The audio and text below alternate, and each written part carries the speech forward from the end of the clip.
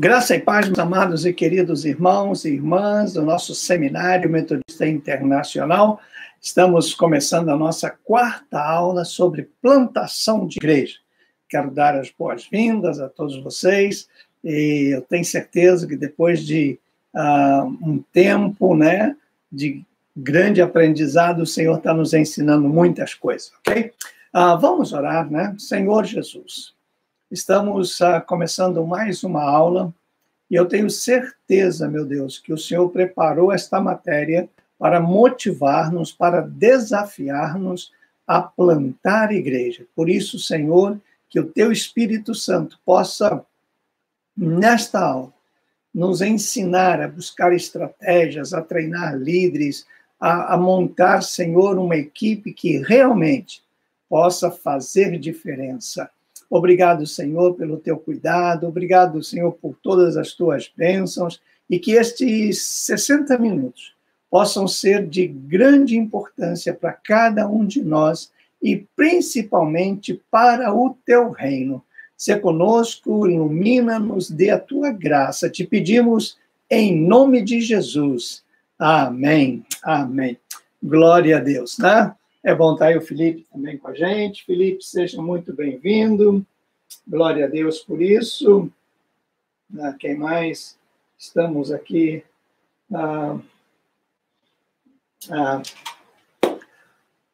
Ok, muito bem. Eu não tive tempo de olhar, porque eu cheguei de viagem ontem à noite, hoje foi um dia muito corrido, eu não tive tempo de olhar no e-mail das pessoas que me mandaram os requisitos da semana passada, Deixa eu ver aqui se eu tenho como checar isso. Agora não, porque vai tomar um tempo, mas eu espero que, se você ainda não me mandou, por favor, me mande, porque é muito, muito importante para eu entender e ter tudo isso aí, Beleza, aguardo. Isso me ajuda e faz parte do nosso processo de aprendizado, Que é o mais importante nesse contexto. Muito bem, eu quero, ao introduzir esta aula, falar um pouquinho, como eu disse que em cada aula quero trazer algo que não está aí escrito, mas da importância desse tema. Plantação de igreja é um trabalho de equipe, não é um trabalho solitário. E isso é que tem feito com que, muitas vezes, uma plantação de igreja não consiga ter muito sucesso ou como eu vou dizer para você, o êxito demora muito, é muito prolongado, as coisas vão acontecer só daqui a 4, 5, 6 anos, quando poderia acontecer em 4, 5, 6 meses. Porque muitas vezes as pessoas, elas pensam que plantar igreja, elas saírem e orar, consagrar sua vida, escolher um local, alugar um lugar e, pum, começou a igreja. Não funciona desta forma. Aliás, todos que têm feito isso estão se surpreendendo negativamente. O que nós estamos passando para vocês, e não é só para os seminaristas, especialmente pastores, porque se a sua igreja não avança, se a sua igreja não vai adiante, se você sente um certo marasmo na igreja ou até uma redução de entusiasmo, de membresia, é porque alguma coisa está fora do lugar. E esta alguma coisa tem a ver muito com um trabalho de equipe. Então, isso é muito importante, é muito importante. E essa aula, além de preparar pessoas para plantar igreja, é uma aula também que desafia o pastor, a pastora, a repensar seu processo de manter a igreja, edificar a igreja e fazer a igreja crescer, a igreja se desenvolver. Então, isso é muito importante. Sempre é um trabalho de equipe. Então, como a gente viu nas aulas anteriores, você tem que ter uma equipe com você. Pelo menos, você tem que ter uma forte equipe de intercessores. Lembra que eu falei que a intercessão é pessoal, é pelo plantador. Você tem que ter pessoas para subsídio financeiro e apoio emocional. Isso é sumamente importante. Você precisa ter Há líderes com você que têm a mesma visão sua, você passou a visão para eles e eles estão com você. Claro, tem o plantador e, acima de tudo, o suporte, né, de espiritual, de autoridade que a pessoa tem que ter. Nunca você vai plantar uma igreja em seu nome. Então, isso é muito importante, você ter um respaldo para que isso aconteça. Bom, hoje nós vamos começar o capítulo 4. A aula de hoje ela é um pouco, como eu vou dizer, ela é um pouco teórica para que a gente possa estruturar a plantação de igreja.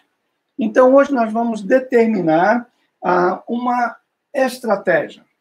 Eu gosto sempre de dizer o seguinte, muitas pessoas elas têm a visão, mas não têm a estratégia.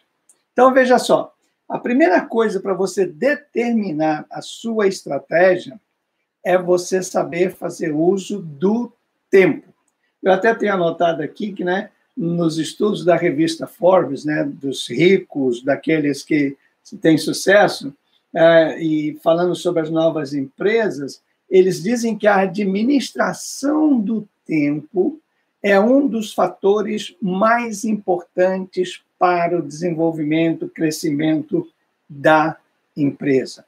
E ele coloca o seguinte, que pode se concentrar nas prioridades, nos detalhes críticos, porém é necessário dedicar-se ao tempo.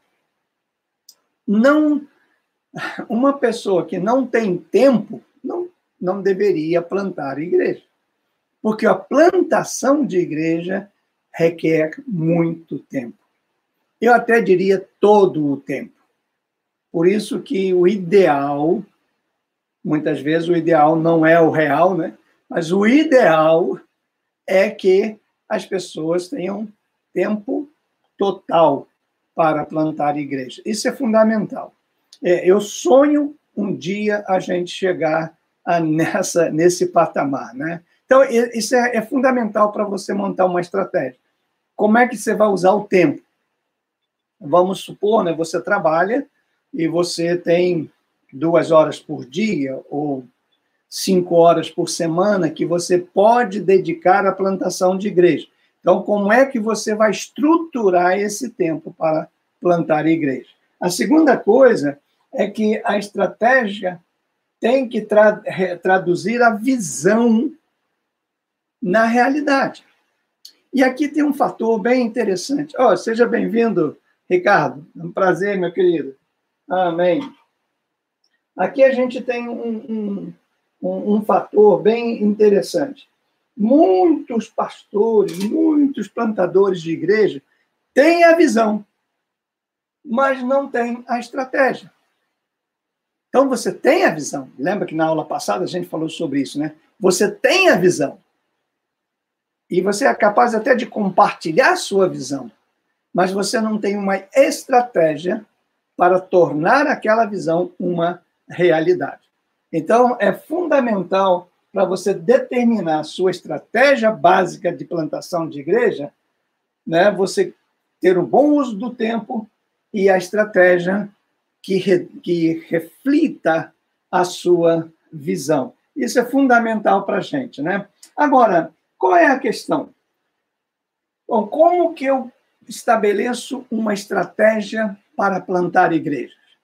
Ou para renovar a minha igreja? Ou para revitalizar a minha igreja? Quais são os passos que eu devo dar para isso? A primeira coisa é você mobilizar a sua equipe de intercessores. Lembra que eu estou falando disso desde o início, e eu faço aqui um parênteses, não é só o plantador de igreja que deve ter uma equipe de intercessores. Já falei isso. Eu penso que cada pastor, cada pastora, cada líder tem que ter a sua equipe de intercessores. Resumidamente, intercessor é a pessoa que vai orar por você, pelas suas necessidades e com quem você vai ter diálogo para dar a ele motivos de intercessão. Fundamental isso. Então, são pessoas selecionadas, não é qualquer um, são pessoas que você confia e que estarão orando com você e sempre. Né? Então, isso é fundamental. Uma equipe de intercessores. Essa equipe você tem que mobilizar, mandar informação, receber, fazer contato, orar, mensagem. Não é uma equipe grande, obviamente, mas é uma equipe de intercessores. Ok. Outra coisa, você tem que identificar o grupo que você quer alcançar. Lembra que eu comentei isso na aula passada? Para muita gente isso parece um absurdo, mas eu quero alcançar todo mundo. Não, não é assim. Jesus é o maior exemplo. Ele ia a pessoas específicas, momentos específicos. Não era assim todo mundo. Ele não curou todas as pessoas. Por que não curou todos? Até essa semana eu estava comentando, né, sobre como que Jesus era específico. Ele foi ao tanque de Betesda, e a tradição judaica diz que o tanque de Betesda tinha 3 andares, o que eles falam alpendre, 3 andares, e ficava cheio de pessoas enfermas. Jesus foi e só curou um. Por que não curou os outros? Já que ele estava ali, quando ele foi ao sepulcro, por que só ressuscitou Lázaro? Se outros também estariam ali sepultados, e ele tem poder para isso, porque ele mostra que ele é objetivo. Ele veio para os judeus, está claro isso, mas como os judeus o rejeitaram, então ele veio e alcançou outros. Ou seja, a gente tem que ter metas. Quem que eu quero alcançar? Que grupo eu quero alcançar? Pode ser bem específico, quero alcançar jovens, eu quero alcançar pessoas de meia idade, eu quero alcançar pessoas que têm problemas familiares, eu quero alcançar pessoas que têm problemas de drogas, eu quero alcançar pessoas oprimidas pelo diabo. Quem que eu quero alcançar? O exemplo que eu sempre dou é da Igreja Universal. Né? A Igreja Universal, ela se prontificou ao alcançar pessoas que sofrem qualquer tipo de doença, qualquer tipo de opressão, alcançar pessoas que sofrem. Por isso que o lema deles é pare de sofrer. Então, está muito claro na declaração que nós falamos, né? Afirmativa deles é pare de sofrer. Então, se você quer parar de sofrer, onde você vai? Na Igreja Universal. Por isso, essa igreja cresce a cada dia, porque estabeleceu um alvo. Se você quer alcançar, né, surgiu uma igreja no Brasil chamada Bola de Neve, lá em São Paulo, que o objetivo era alcançar jovens entre 17 e 25 anos. Né? Alcança. E assim, cada igreja, ela, ao ser plantada, ela tem um objetivo específico para alcançar pessoas. Né? Isso é fundamental. Outra coisa mais que você tem que fazer é clarificar o seu estilo de ministério. Isso aqui é muito interessante. Eu citei o caso da Universal, e na aula passada eu citei o caso da nossa igreja. Qual o nosso estilo de ministério? Quando eu falo estilo de ministério, eu estou querendo falar, por exemplo, a nossa igreja, o estilo de ministério é reavivar a chama no coração das pessoas. Não é tanto evangelístico, mas trazer novamente o amor a Deus, aqueles que se perderam, crentes afastados, pessoas que foram machucadas, combater as heresias. Esse é o nosso estilo de ministério. É alcançar a família, envolver as famílias. Esse é o nosso estilo de ministério. Quando você vai, por exemplo, conhece o MDA, por exemplo, né, a Igreja da Paz, o estilo do ministério deles é se multiplicar através de células. Então, então tudo é girando em torno disso. é célula que vão multiplicando e a igreja vai crescendo à medida que as células vão se multiplicando, e esse é o estilo, né?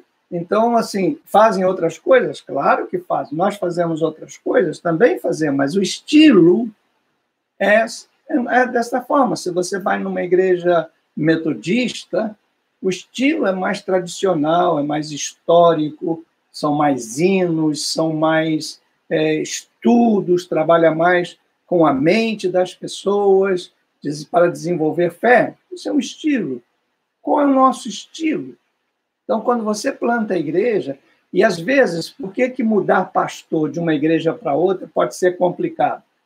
Porque vamos supor que eu plante uma igreja e o estilo que me dá mais liberdade de trabalhar, por exemplo, é o estilo de libertação.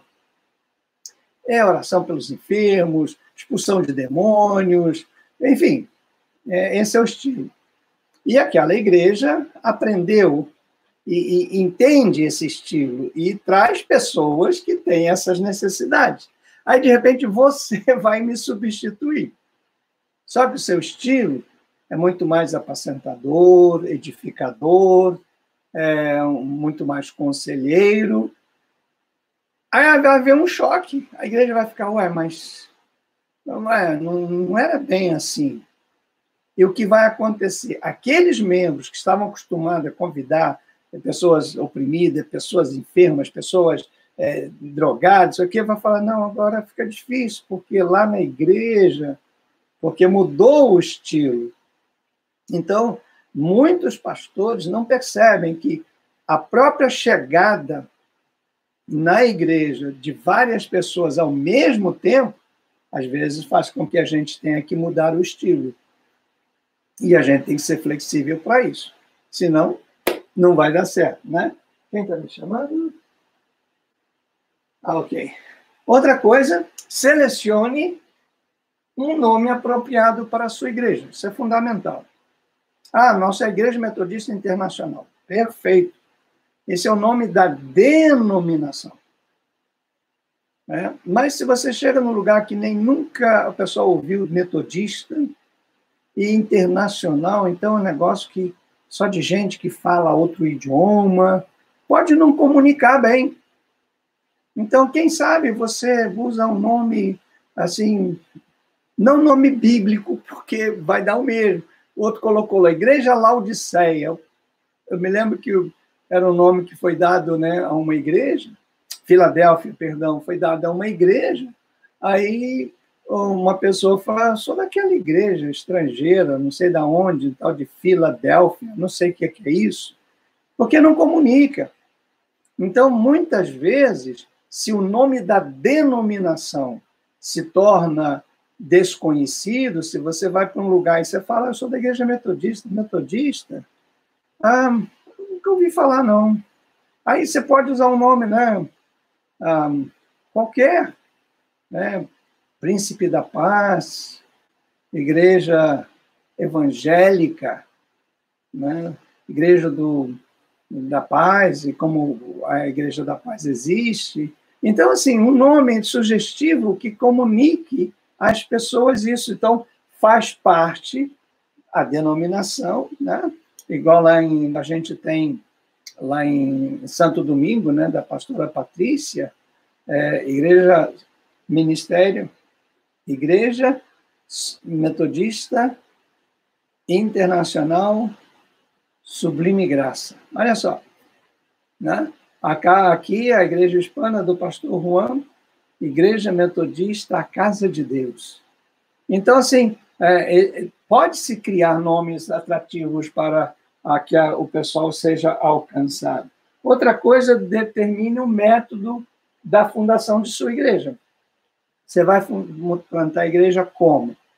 Indo de casa em casa, distribuindo folheto, mandando mensagem por e-mail, orando nas casas, alugando um local e convocando as pessoas.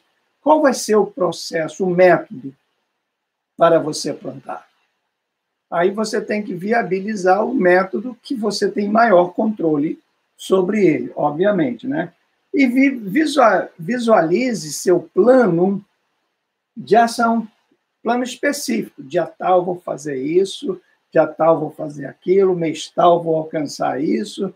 Porque se você não tem um plano específico, nunca começa. É como você fazer dieta, né? Ah, eu vou começar a dieta semana que vem, ou eu vou... Enfim, nunca vai acontecer.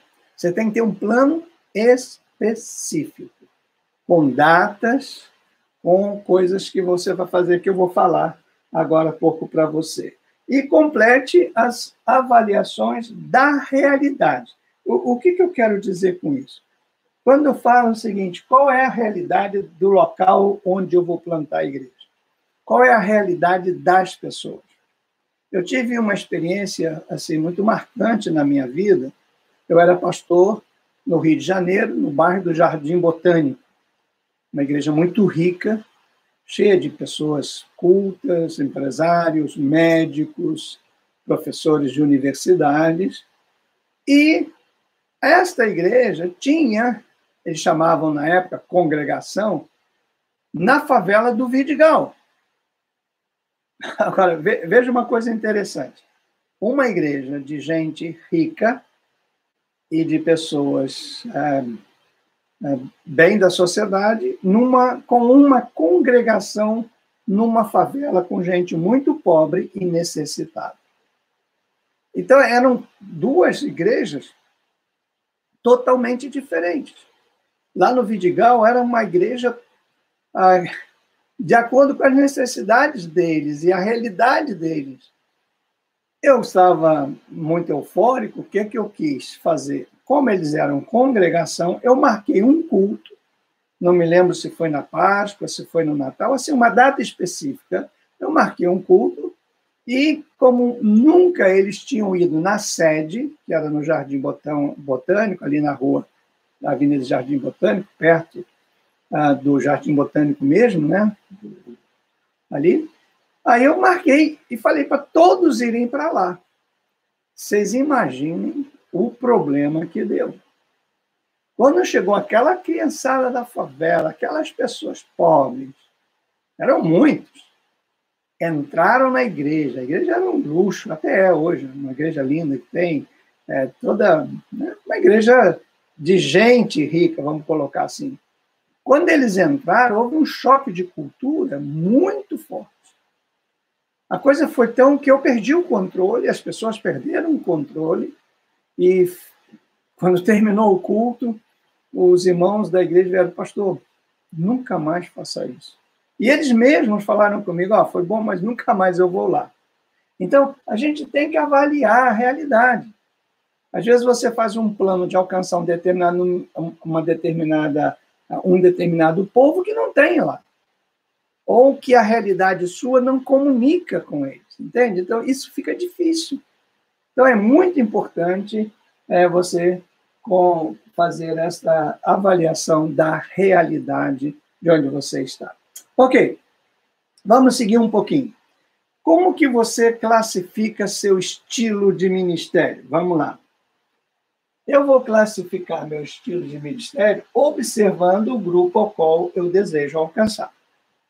Então, vamos supor que você, no caso Felipe, eu vou alcançar jovens, porque eu sou jovem. Pode ser que sim, pode ser que não. No seu dia a dia, quem mais te escuta? São jovens ou são adultos? São solteiros ou são casados? No caso do Ricardo, por exemplo, lá em Andrade Pinto, né? Que tipo de pessoa eu tenho mais acesso? Qual a idade deles? Qual o tipo de cultura deles? Então, quando eu começo a observar esse grupo e que tipo de relacionamento eu tenho com esse grupo, isso aí pode determinar claramente, né, o meu estilo de ministério. Então, eu já sei que eu vou alcançar, né? Vou colocar assim, um exemplo meu, né? Eu tenho muita facilidade de me relacionar com pessoas jovens e com pessoas acima de 40 anos. Muita facilidade. Acima de 44, 45 anos. Mas na faixa de 25 vamos colocar 45, eu tenho tremenda dificuldade de me relacionar. Percebe? Então, quando eu vou me relacionar com uma pessoa que eu já vejo a idade, eu falo, puxa, eu tenho que tomar cuidado nisso, muda todo o meu estilo. Porque eu sei da realidade do grupo. Então, como eu tenho que lidar com os dois, então eu tenho que conhecer as minhas limitações, porque eu não posso selecionar, não, com esse grupo no trabalho, só trabalho com esse. Isso não é possível, né? Então, isso é uma coisa. Segunda coisa é prestar atenção às atitudes, interesses e necessidades das pessoas. Não tem nada pior, gente, do que você oferecer algo que a pessoa não quer. Não tem nada pior. E não tem nada pior a pessoa buscar suprir uma necessidade e você não perceber. Percebe? Então, esteja atento. O que o povo precisa? O que está precisando? Qual é o interesse? Qual é o interesse? Né? Como que as atitudes das pessoas... Né? Outro dia eu estava falando com um pastor que, quando acaba a mensagem, seja quem for que pregue, o povo quer que acabe o culto. E muitos pastores não percebem isso. Quando acaba a mensagem, vão fazer aviso, às vezes vão fazer uma coisa, outra, e o povo está doido para ir embora. E aí o povo começa a ficar inquieto, as crianças começam a correr, tudo. Um pouquinho só, gente, só mais um minutinho, já está acabando. Não dá certo. Porque os interesses acabaram. Porque tudo no culto leva para você ouvir a mensagem. Acabou a mensagem, acabou. Então, assim, essa questão de você prestar atenção, isso ajuda muito no seu estilo de ministério. Você quer levar o povo a orar, mas eles estão querendo cantar. Então, você coloca hinos que sejam orações. Eles vão estar orando, sem que eles percebam. E vão aprendendo a orar nisso aí, né? Eu digo sempre assim, observe o que Deus está fazendo, como que Deus está trabalhando no grupo, que batalhas espirituais você está enfrentando, o grupo está enfrentando, como se relacionam as pessoas, como está estruturado até o poder político, seja da cidade, do bairro, quem manda, e que necessidades você precisa ouvir, escutar e saber, né?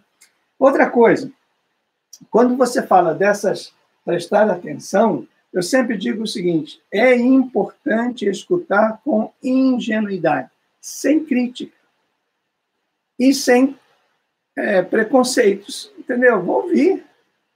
Outra coisa é recorrer à informação dos meios que você tem, seja jornais, seja conversa, seja as informações que tem, e buscar compreender essas experiências e essas necessidades. Pode ser que para você aquela necessidade seja muito boba. Isso não faz sentido. Mas se faz sentido para eles, tem que fazer sentido para mim também. Isso é fundamental para a gente ter, né? Outra coisa, escreva o perfil do grupo que você quer alcançar. Isso é muito importante. Eu sempre tenho dito que escrever é a forma mais fácil e mais poderosa da gente alcançar êxito.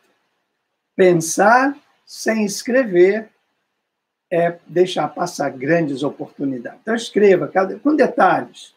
Quero alcançar um grupo assim. Eu digo até assim, até a cultura, tudo. Qual é o grupo que eu quero alcançar? Quando você coloca sempre em oração, Deus vai te guiar. Outra coisa, isso aqui é fundamental. Talvez pareça exagerado, mas não é não. Identifique 50 razões pelas quais as pessoas assistiriam à sua igreja. Pega uma folha e você vai selecionar, vai identificar 50 razões. Porque quando você for plantar a igreja, a pessoa fala assim, mas mais uma igreja para quê? Você, por isso. Mas para que eu vou lá? Ou o que você oferece? Você vai lá, vai ser assim, assim, assim, assim. Quem consegue fazer isso, isso não se consegue numa hora, vocês sabem. Eu sempre começo, vem à minha mente, eu vou lá e escrevo. Vem à minha mente, eu vou lá e escrevo. Não é assim, sentar e vem tudo. Não, é um processo. E você vai. Aí, quando você vai conversar com as pessoas, você tem essas razões todas na sua mente para dizer, ei, você está sendo um convidado meu para a igreja que eu estou plantando. Isso é fantástico a gente ter, né? Outra coisa, enuncie os elementos distintivos da sua igreja. O que será diferente na sua igreja das igrejas da Redondeza? Qual é a diferença? Qual o seu distintivo? O que vai as pessoas verem e perceberem que a sua igreja é diferente da outra igreja? Isso é fundamental, especialmente para você, se esse é o teu plano, alcançar pessoas que deixaram de ir para outras igrejas e estão sem igreja. Então, isso é fundamental, a gente ter isso enunciado, né? Agora, vamos pensar em métodos. São 10 métodos, muito método, por aí. Eu acho que pode ter até mais, eu tenho 10 aqui.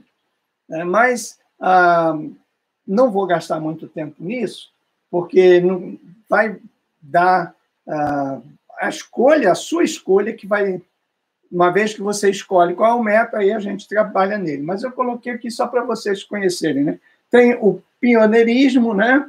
Que é iniciar uma igreja do zero, tem o semear, né?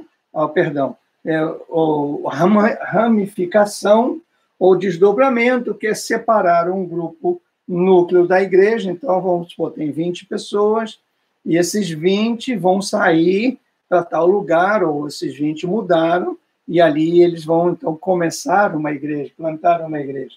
Tem o que a gente chama de colonização, que é você relocar intencionalmente o grupo núcleo da igreja-mãe. Então, vai pegar o grupo maior, fala, não, nós vamos deixar aqui um grupo menor e vamos relocar a igreja num outro grupo, né? E isso se chama colonização, né? Que faz disso aí. O quarto é semear. Quando a gente fala semear, é você capitalizar a mudança de líderes leigos chaves para formar núcleos. Veja só, tem muitas igrejas que não abrem mão dos seus líderes, claro, chaves, eles não abrem mão. Você tem que ir com aqueles que são líderes, mas não são líderes chaves. São líderes, mas não de tanta influência. Mas quando há igrejas saudáveis, diga não, leve os líderes fortes, leve pessoas que realmente têm um bom dízimo, boa presença, bom testemunho, aí a gente chama isso de semear. Tem também o de adoção, é receber grupos de outras igrejas ou grupos que já existiam, não têm liderança, e esses grupos te procuram, e aí você começa uma igreja. E tem o cooperativismo, que é uma aventura conjunta entre várias igrejas. Veja só, a igreja que nós plantamos aqui, a Igreja Hispana, foi um conjunto de 3 denominações que me deram ajuda, porque eu não tenho ajuda. Eu não tenho recurso financeiro, eu não tenho nada, né? Porque nossa igreja não tem, para a gente plantar a igreja em dólar, não tem como. Então, a igreja da qual eu fazia parte, a Igreja Metodista Livre, falou, não, nós te damos o material e você vai. A Igreja Metodista Unida, através do pastor Federico, que não é membro da nossa igreja, ele fez contato, identificou um plantador, identificou um grupo e falou, bispo, fica com você. Então, no dia da plantação da igreja, eu não pude ir, mas o pastor Federico foi, o Miller, que é o representante do outro, soube, deu aval. Então, assim, é uma igreja metodista internacional, mas foi plantada por cooperativismo, entenderam? Isso é muito, muito importante também. Além disso, tem a revitalização da igreja. O que é isso? É quando você reinicia no mesmo lugar uma igreja que já foi plantada, mas por alguns problemas perdeu a vitalidade e quase acabou, ou algum lugar acabou mesmo, né? Tem o transplante, né? Que a gente fala muito, que é quando você vende ou você está alugando e a igreja cresce e você sai de um lugar para outro lugar. Isso se o pastor não tiver em mente, se ele achar que é só trocá-lo de lugar, vai cometer um grave erro.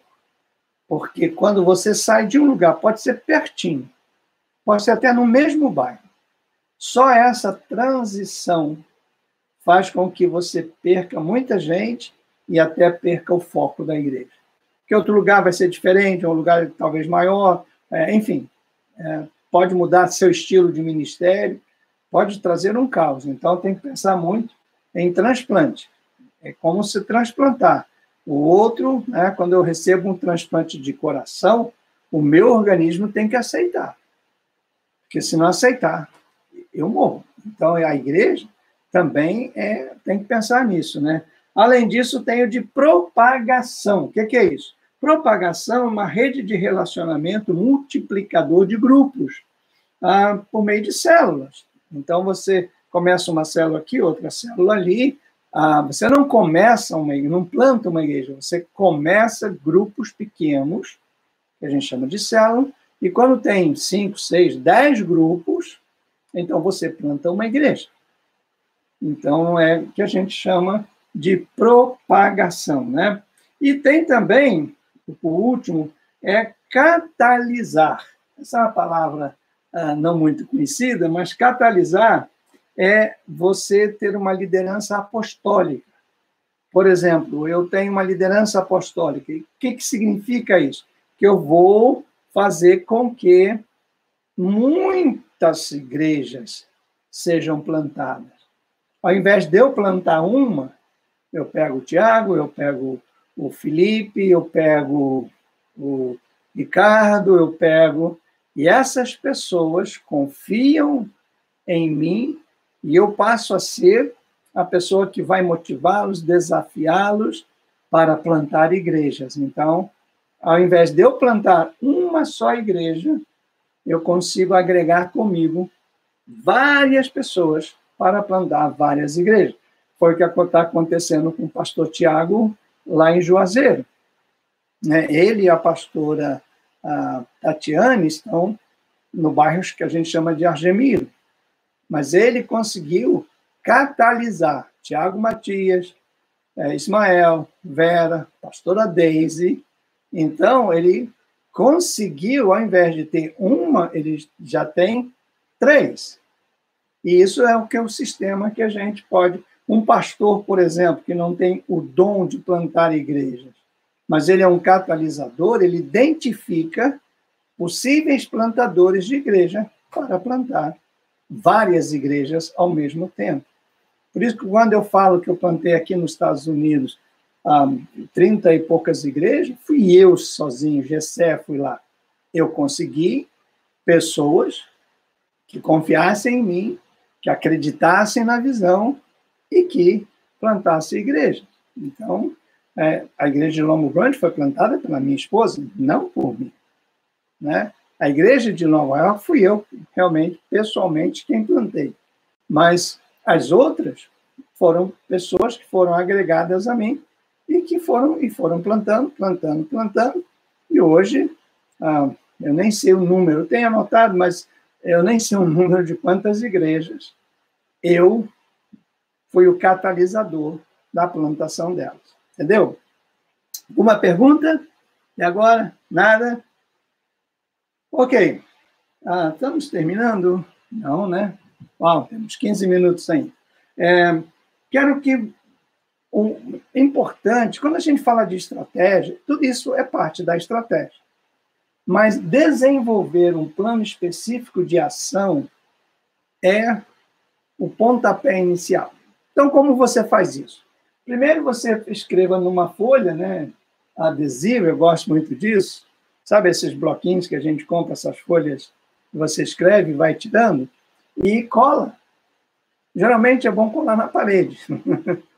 Todas as ideias que vêm à sua cabeça, você pega e vai colocando na parede, em frente a você. Se você tem um lugar onde você tem um escritóriozinho, uma coisa, fica ali. Se não tem, é no seu quarto, enfim, um lugar visível, que você vai... Veio uma ideia, eu vou, quarta-feira na minha igreja, vai ter culto às 3 da tarde. Coloca lá. Tudo, né? Que você... É o que a gente chama de chuva de ideias, ou guerra, né, de ideias. Então, você, tudo que vier, sem nenhum julgamento, se é bom, se é ruim, se dá certo, se não dá, você começa. Faz isso. Na segunda coisa, coloque depois isso numa sequência lógica. Pode comprar uma cartolina, um quadro, e você vai colocando. E à medida que você vai colocando em ordem lógica, vão vir outras ideias, vai acrescentando. Nesse momento, não se tira nada, só se acrescenta. Ok? Depois, você identifica aquelas que são críticas. Assim, isso aí não vai dar certo. Aí você tira o papelzinho, bola e joga fora. Vai selecionando as críticas, aquelas que você vê muita impossibilidade, muita dificuldade, muita utopia, então você vai tirando, e que isso vai te ajudar na seleção das ideias. Depois você reordene numa sequência agora temporal, que vai ser primeiro, que vai ser segundo, que vai ser terceiro, aí você vai organizando isso também de forma lógica. Quinto, assegure-se que cada ideia tem um tempo mínimo para que se realize. Aprenda, primeira coisa que nós falamos hoje, a trabalhar com o tempo. Nada acontece, gente, de uma hora para outra. Nada. É o tempo. Você não pode desanimar. Quando você tem metas, você sabe que você vai alcançar. Por isso que, vamos supor que eu crie uma meta para que aconteça até julho. Só que eu vou vendo, quando vai chegando, já estamos em abril, maio, isso não vai dar. Eu vou dar um exemplo, que vem à minha mente agora. Eu tinha combinado de, em março, na República Dominicana, visitar a igreja, que foi plantada em novembro, e a gente ia plantar a segunda igreja. Mas lá piorou a questão da pandemia, aqui também, eu não tinha vacinado, então eu falei, não vai ser março. Falamos para maio. Só que já estamos em abril e possivelmente não pode ser maio. Conversei com a pastora e deixamos para junho. Só que junho é a data que eu quero ir para o Brasil. Se tiver tudo ok, eu quero. Então, mas talvez vá lá primeiro. Então, eu tenho isso agendado. Então, eu sei, mas não significa que uma vez que você marcou, tem que acontecer. Você tem que sentir o tempo e saber, olha, vai acontecer no tempo certo, né? Outra coisa, determine os recursos adicionais necessários para o cumprimento de cada ideia. Você tem uma ideia? Qual é o orçamento? Qual o material que eu vou poder usar? Quais são os recursos? E tem gente, tem uma ideia boa, assim, quanto vai custar isso? Tem que saber, não basta ter a ideia. Você tem que saber o custo disso. Da onde vai vir? Então, se eu preciso de R$1.000 para fazer um jantar para atrair novas pessoas, aí eu marco, esse jantar vai ser no Dia dos Namorados, né, em junho. Então, eu tenho que juntar dinheiro, eu já tenho que ter R$1.000, e eu tenho que ver de onde eu vou juntar isso, como eu vou fazer isso, eu tenho que ter pessoas que vão ornamentar o local, enfim, vão fazer a comida, e tudo isso eu tenho que preparar isso e ver o custo disso e começar a fazer. Não é, em junho, dia 12 de junho nós vamos fazer. Mas e agora? Está muito longe. Não está longe. Por exemplo, para nós fazermos um jantar desse, da plantação de igreja, precisa de pelo menos 6 meses. Para fazer propaganda, juntar o pessoal, recursos, mobilizar pessoas para fazer. Não é uma coisa assim de uma hora para outra, né? Isso é fundamental. Outra coisa, quais são as vantagens de você fazer isso? Primeiro que você desenvolve uma estratégia compreensiva a todas as pessoas. Porque lembramos que plantar igreja é um trabalho de equipe, todas as pessoas têm que ter a mesma visão. E elas precisam entender o porquê você está fazendo isso ou aquilo. Então, pode ser feito tanto individual como em grupo, porque aí todos, você já sabe, o fulano já sabe o que está pronto, você fala, você vai fazer isso. Ele já tem a visão toda do programa, da estratégia. Ele sabe a parte dele. Se ele falhar, a estratégia está comprometida. Então, quando você tem a visão global, você se encaixa nela. Outra coisa, não tem que ficar reescrevendo as tarefas, já estão todas prontas. E pode ter um panorama geral, né, sem perder a visão que você tem de plantação de igreja. Além disso, outra coisa, ajuda a visualizar onde você está sobrecarregado.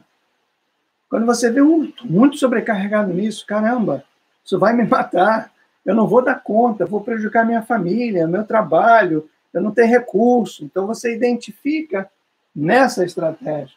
Pode mudar facilmente as sequências. E como você sabe o que é? Se isso aqui vem antes, posso pôr depois. Não... O fato é que vai acontecer. E pode monitorar as tarefas delegadas. Então, se está todo mundo claro, você chega diante desse quadro, suponhamos que esse fosse o quadro, está aqui minha equipe, olha, isso aqui é assim, nós vamos fazer isso, o povo vai alcançar essa é a nossa tarefa e tal, você vai fazer isso, ele vai fazer aquilo, eu vou fazer isso, e a gente, entende? Torna a coisa mais viável. Isso é muito importante na igreja. Suponhamos, né, que o Ricardo fala assim, não, nossa igreja vai... A minha visão é que a gente dobre o número de membros da igreja em 2 anos, 3 anos. Então, vamos colocar, em 3 anos, a nossa igreja aqui hoje, eu vou chutar, tá, Ricardo? A nossa igreja hoje, que tem 50 membros, em 3 anos, ela teria que ter 100 membros. Aí, se você fala com um pentecostal, vai falar, você é falta de fé, Deus faz isso num mês. Tá, tudo bem. Mas na estratégia, não funciona assim. Porque uma igreja não pode crescer rápido, crescer muito rápido. Tem muitos problemas juntos e é como você querer ter 4 filhos que nasçam juntos. A casa vai cair, né? Então é o seguinte, você tem que ter um plano. Aí passa a visão para a igreja, os líderes falam, mas para a gente daqui a 3 anos ter mais 50, a gente tem que ver onde nós vamos pôr. Então, nós vamos ter que fazer uma construção na igreja, vamos construir salas, porque vai ter muitas crianças, nós temos que fazer tantas visitas. Aí todo mundo, então, você vai se preocupar com isso, já tem uma visão de 100 pessoas aqui dentro, quais são as necessidades, esse bebedouro não vai dar conta. Então, você tem toda uma estrutura, porque se você não fizer essa estrutura, quando chegarem os outros 50, vai perder muitos deles. Isso é fundamental. E cada vez melhor isso aí. Bom, outra coisa, eu estou terminando, avalie quão realística é a sua estratégia. Não adianta você criar uma estratégia, citei o caso do Ricardo, me perdoe, mas vou citar de novo, não é nenhuma coisa, nenhuma estratégia realística. O pastor Ricardo fala, não, em 2 anos eu vou ter 400 membros na minha igreja em Andrade Pinto. Pode ter? Se for um milagre do céu, pode, mas estrategicamente é impossível. Humanamente pensando, é impossível. Ter 100, 150, muito razoável. Mas ter 400, não é razoável. É sério. Não é que a gente não queira, não é que a gente não acredite, não é razoável. Pode acontecer por um milagre, por uma circunstância, pode, mas não é razoável. Então, eu tenho que avaliar o quê? É consistente com os valores, missão e modelo ministerial? Tem projeções realistas? Tem um pessoal adequado que vai ajudar? Tem recursos suficientes? Os vazios entre essas conexões estão preenchidos?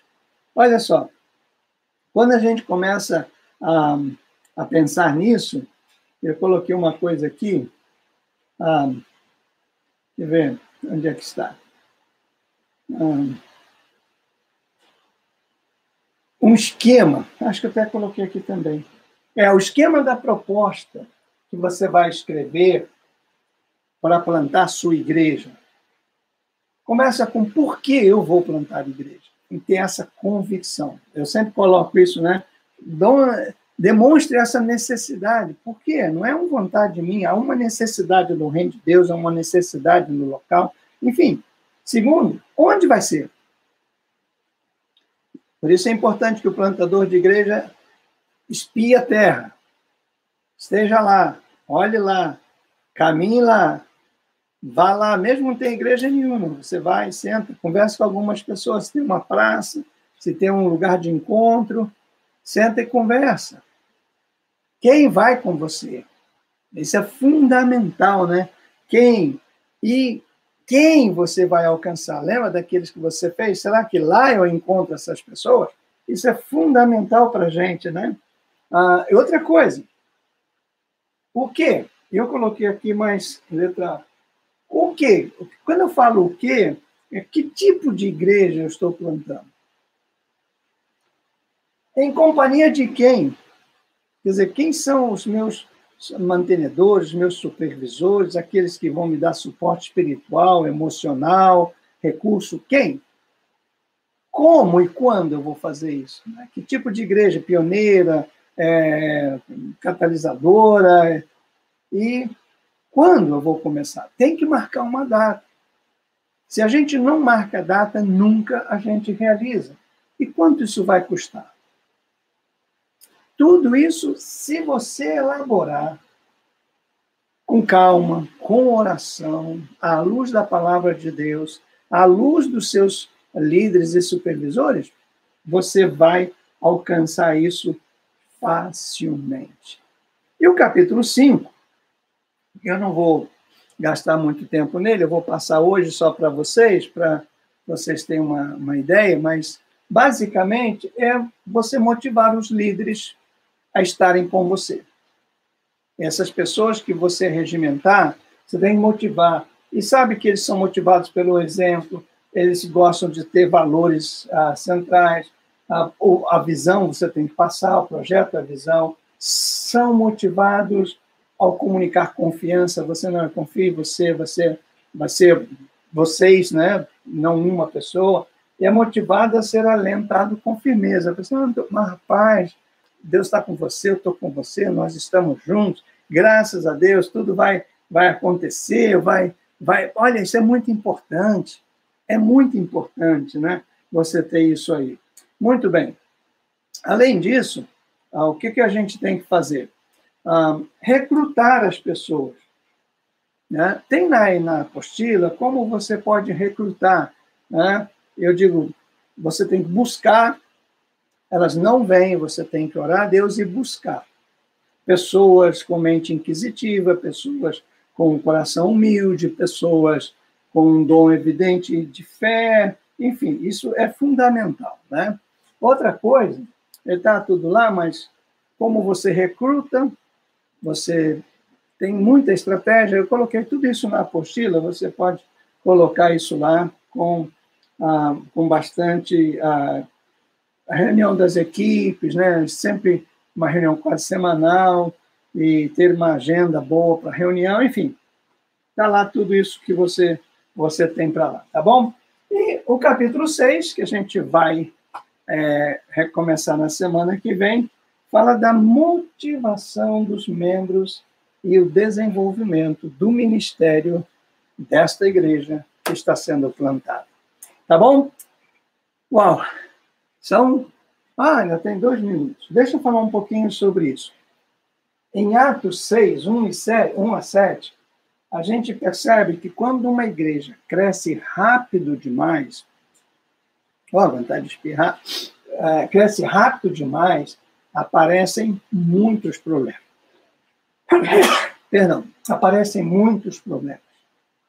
Então, esses plantadores que querem ver um grupo de 10 virar 100 rapidamente, também tem que pensar em muitos problemas.